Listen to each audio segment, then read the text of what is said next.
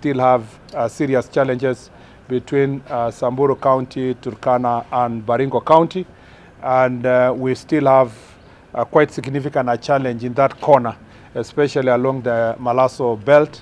And our main objective today is to see how we can better our strategies insofar as the operation is concerned, security operation. We have a few criminals who are still roaming around this that belt that I have spoken to, and many of whom are causing havoc between the two communities. There has been consistent stealing of livestock. Police officers in this operation area have tried their best to recover, and some of the recoveries have been successful, 100%, and others 50%. We are unlucky that in some of these instances we have lost lives. This is an area that also we have a serious challenge of highway robbery, particularly the road between here in Maralal up to Baragoy. And it is a challenge because of the situation within the roads where criminals have ambushed public service vehicles, police vehicles, vehicles carrying prisoners, and that has persisted for some time. The good news is that the government of Kenya is going to tarmac the road from Maralal to Baragoy. Already the tender has been advertised. We believe that the procurement process will be completed soon, and we expect that the contractor will be given the work, will start renovating the road ahead of works, ahead of the full tarmacking of this road. This poor infrastructure in Samburu is one of the greatest contributors towards insecurity, and it is the reason why there are safe havens for criminals in some of the parts, because they are inaccessible. There are no roads in most of these parts. If you go to Samburu East, for example, the reason why it's a safe haven, especially those areas of Lapendera, among others, is a safe haven for many of the criminals, because it's inaccessible for security operations. And going forward, we are going to be working together with the Ministry of Roads to make sure that security roads are improved. We already have a conversation on how we will do this, but the tarmacking of this road will make a significant difference in this area. The other issue is because of area coverage network for this area. Some of these areas are inaccessible in terms of communication. Already we have spoken to the Safaricom, Airtel, and other network operators. Particularly, we are working with Communication Authority of Kenya to see how we can get resources that will support these telecommunication companies to put in place communication networks that can help us access these places. We are also making sure that security operations target not just the perpetrators of the crimes, but also the financiers, together with their supporters, inciters. Some of the issues that are also causing conflict here is land issues. There are land issues between communities internally, but also this county and the neighboring counties. Competition about boundary, invasion of areas for personal and for expansionist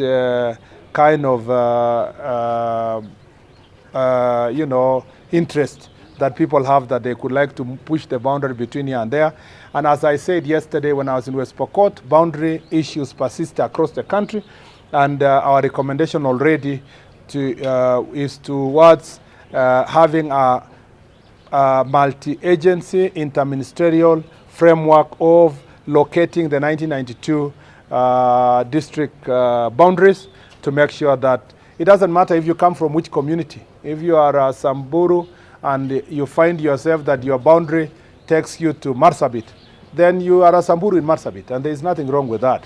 We just want to make sure that we identify the boundaries, not because we want our people to live apart from each other, but to avoid this conflict over resources and administrative boundaries that are causing conflict. The other issue is about land, and there is adjudication process happening in some parts of Samburu, and some of it also is causing jittery and conflict among the communities, and we will be also finding ways of ensuring that land adjudication is going to be done in a manner that will not cause conflict. The other cause of conflict here is resource competition, especially mining. The possibility that you have various resources in different parts of this county and this region, just the same way we saw it in West Pokot and Turkana, the same problem persists in this county insofar as mining and mining resources and mineral resources becoming a catalyst towards conflict among these communities here. There is a massive proliferation of small arms here, of course, because of our porous border. You all know that we border just next door in Marsabit, we border Ethiopia. The border to Somalia is not far, the border to South Sudan is not far. The problem of Kerio Valley is the same. It's about porous border that makes it easy to access ammunition and guns. And again, we will continue intensifying our operations and patrols across the our border with our neighbors to make sure that we get rid of these ammunitions. We are also going to have targeted operations to deal with the traffickers of guns and ammunitions. Samburu again is also a victim of human trafficking. Because of the operations we are doing in the parts of Marsabit, some of the human trafficking is happening across here. And that goes with also drugs. And there are a lot of drugs along this road targeting Nairobi because they come from neighboring country and they use Samburu as a route. And we have done, our security officers have done a very good job to arrest a number of these drug traffickers, a number of these aliens that are trafficked through this place. We will also be continuing intensifying and targeting the main barons who are facilitating these drugs. It is important to note that some of this livestock that is stolen, there are some markets here that they sell livestock to buyers who take it again to Nairobi and beyond. We have told our intelligence and security team to apprehend the buyers and target those buyers who are catalyzing this cattle rustling in this region. As a security team, we know that this county also requires a lot of support. Particularly, we want to think of how we can improve access to security services and seeing how we can increase the number of police stations. Maybe in the next, in this financial year and the next one, we can build another 3 or so police stations that can help us access these very marginalized areas. We also want to operationalize Samburu West sub-county. And in another 2 or 3 weeks, we will have posted the sub-county, the DCC, Deputy County Commissioner, and I'll be coming back here with our team to see that that is operationalized, including the divisions that were already gazetted, particularly in the most marginalized areas, so that we can take government closer to the people. We look forward to a very successful forum, and I thank you all for being with us. Look forward to now summarizing these issues later by the leaders during the forum. Asante sana. Do we have any 2, 3 questions? 2 quick questions, Waziri. Yeah. One. And you introduce yourself. My name is Boniface Paras. Okay, Boniface. I work with Citizen TV. Okay. 2 quick questions. You've talked of porous border. Initially, during your predecessor with the current deputy president, kulikuwa na operationi ya kuwapokonya wakazi silaha haramu. Yeah. How successful was it? Yeah. 2, you served as the cabinet secretary for roads, and when this county lost area MCA, you came. Yeah. You are loaded of the same. Yeah. Many will be asking if development could be the way to tame banditry in this region. Absolutely. How soon will Baragoi Road be done and be a thing of the past? You remember when I came here as a CS roads, I promised that the road from Maralal to Baragoi will be done. And you know, the work of a CS is not his own personal work. It's for the government of Kenya, so it doesn't depend on the person who is sitting in office. And during my tenure, we did the design, and now we have moved, we have reached a stage where advertisement has been done. I can confidently tell the people of Samburu that this road will be done now under this administration. Hopefully, you know, the road construction takes 2 or 3 years, but as long as it begins this year, this calendar year, not this financial year, it will have begun. And we hope that beyond Baragoi, we can now look for other resources to move. Our intention is to make sure that it goes to North Hor and opens this corridor completely. That one will be done. maybe where you can ask how long we will do the other security roads, it now depends on the resources we will discuss with the Ministry of Roads, and we will open the ones we will be able to open. On the question of Operation Maliza Uhalifu, a number of guns were recovered. I think I should be able to, during the forum, to tell the public how many we did. But let me tell you the biggest challenge in the entire this place. You recover some, they buy others because of the porous border. So biggest challenge is that consistent supply of ammunitions, guns and ammunition is making it very difficult for us to get rid of this problem completely. And so the thing is that we must continue these targeted operations that involves intelligence, that involves also border patrol, working together in multi-agency approach with the KDF. The operations that is going on in Marsabit needs to be perhaps continued towards the Turkana side, and we see how best we can ensure that we can secure the border. The thing that if we were able to really manage is these sellers of ammunition. Because sometimes the people can have guns, but if you can stop the supply of bullets, it may help us to stem this problem. And so the security team is working on something that will target the supply chain for the ammunition so that we can be able to deal with this problem. Maybe let me use this opportunity also to say that in the part of the NPR, National Police Service, pursuant to also this Jukwaa La Usalama, we agreed at the beginning of in the other counties that we will need a policy on NPR, how they are recruited, who do they report to, how will they be held accountable, and we are almost finalizing that NPR policy, including how rangers that are managing various conservancies, whether they are county rangers, private conservancies, and so forth, can work together with the security officers to help us deal with insecurity. We are happy also to work in a multi-agency way so that KWS officers and the forest rangers in forests like Mukokodo, for example, can help us deal with criminals that want to hide inside government forests. So yes, maybe talk about the policy on use of fire. Okay, maybe I should talk about it here, to say that I promised the country on Tuesday that I was going to speak. I was going to release today policy directions pursuant to Article 245(4) of the Constitution of Kenya. I was going to issue a policy directive to the IG to make sure that we make it very clear from the Office of the Cabinet Secretary on behalf of the Government of Kenya and the Executive, and pass on to constitutional provisions on how the police officers can manage use of firearm and use of force when carrying out their responsibilities, whether dealing with bandits here or dealing with criminals in urban areas or dealing with goons. The good news is today, this morning, I have dispatched the policy to the IG, and it will be shared to the public, giving various recommendations on how they can be able to use force, when they can use force, what is the prevailing legal framework, including incorporating decisions of the court insofar as matters of use of force is concerned.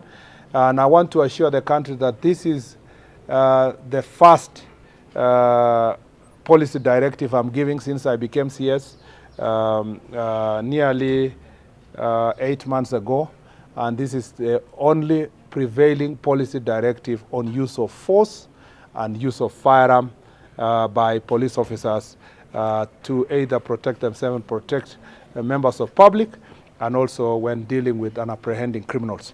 The policy will be shared officially with all of you, and the contents of that policy will then be cascaded down by the IG through the existing framework to ensure that this matter now, which has attracted a lot of public discourse in the recent past, especially after my visit to Dagoretti and Kikuyu police station, I thought it was necessary to put these policy directives in paper so that I can be held to account by the people of Kenya, and that now IG can have something to work on. So people should stop this idea that I had directed IG in any way in the past. The only policy directive that is legally binding and to the IG, and which can be properly debated by the people of Kenya, is the one that I have put in writing and in signature, and with my signature as required by the Constitution. Shaban? Waziri, you're privy to this policy. Yes. Inaonyesha kwamba pengine katika sheria za nchi kuna upungufu kwa sababu kuna madai kwamba pengine kwa kuanza sera hiyo mpya ama mwelekeo huo mpya inaonyesha kwamba labda kuna utepetevu wa kutekeleza mwongozo wa sheria. Ningependa kusema kwamba saa zingine policy ambayo inaweza ama sera ambayo inaweza tolewa ni inafafanua zaidi sheria na inasaidia kujaza pengo yenye inaweza kuwa katika mambo ya sheria. Na kama vile nilisema, kuna pia maamuzi tayari yameamuliwa na koti ambayo yanahusiana na mambo ya utumizi wa nguvu kwa polisi na utumizi wa bunduki, na ilikuwa vizuri kwamba niweke hiyo katika maandishi. Pia ilikuwa ni vizuri nieleze ni jinsi gani polisi watasaidiwa na wata-communicate namna gani wakati wametumia mambo ya firearm, mpaka hata kutafanyika nini kwa askari ambaye anashukiwa kwamba ametumia firearm, atasaidiwa namna gani kwa National Police Service, legal services yao itafanywa namna gani. Hiyo yote nimeweka katika hiyo policy directive na itazinduliwa rasmi wakati nitakuwa nimewapatia leo kwa mkutano wa leo, na ninaamini ya kwamba italete discussion ambayo inafaa katika taifa letu, na kama kutakuwa na mambo mengine itasaidia kuboresha zaidi, nitahakikisha kwamba imeongezwa katika hiyo policy. Last one. On the policy directive, have you also captured, there was a control on the how police were during the protest, or when they are going to various duties, covering of the faces? Have you also captured that? Policy direction was not on protest. The policy direction was use of firearm. And the policy direction is not use of firearm during protest. It is use of firearm at any time, anywhere, including when you are dealing with criminals, thugs, bandits. You know, the paradox in this country is that, and I said it yesterday, people are happy when we tell them, oh, you know, the police officers had to use firearm to deal with bandits. Yeah? But when they deal with similar criminals in urban areas, they will say, no, don't use firearm. It is the mentality that is fomented around this feeling that people from marginalized areas are less of citizens than the ones that are in urban and developed areas. This policy applies everywhere. If the life of a police officer is in danger in Malaso Valley, he must be able to protect himself in Malaso the same way he's protecting himself in Dagoretti. You know, that policy must apply across the country equally. And so it has captured that position. It has captured also the court's decision of Justice Mrima in Kitale on the use of force. So all those issues have been captured. Specific on the attire. Attire is not use of force. No, that one, if there will be need for attire, that will be a different policy. There was a direction on covering of the faces. That is why I'm saying use of force by a police officer. This is how to use a firearm, not how we will dress. We will come to, if there will be, I don't see there is any confusion at the moment on how a police officer dresses.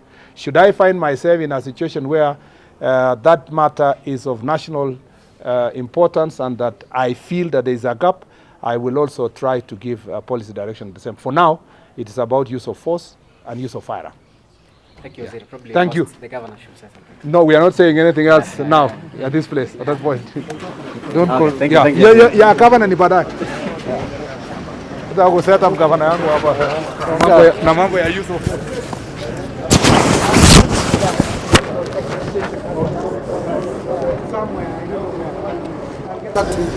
Sasa